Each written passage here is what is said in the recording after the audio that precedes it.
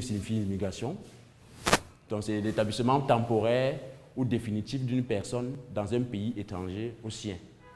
Ou de manière très simple, c'est le fait de quitter d'un pays pour aller dans un autre pays, soit d'une manière temporaire ou permanente. En fait, c'est ambassade.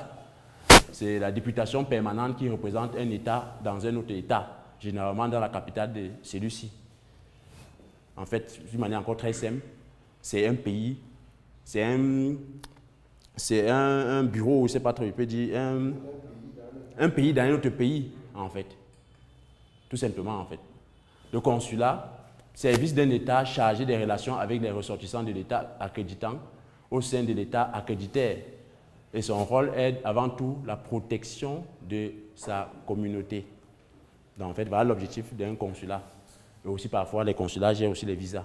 Ils sont tous dans les ambassades qui traitent les dossiers visas, en général. Le passeport, qu'est-ce qu'un passeport? C'est un document certifiant l'identité délivré par une autorité administrative nationale à un citoyen afin de lui permettre de circuler à l'étranger. Donc, quand on parle de voyage, la première chose à faire, son âme, c'est le passeport. Donc, avant de parler de projet de voyage, faites d'abord le passeport à côté. C'est le premier élément. Visa, c'est la formule notamment au sceau, accompagnée d'une signature qu'on pose sur un document pour le valider ou pour attester le paiement d'un droit.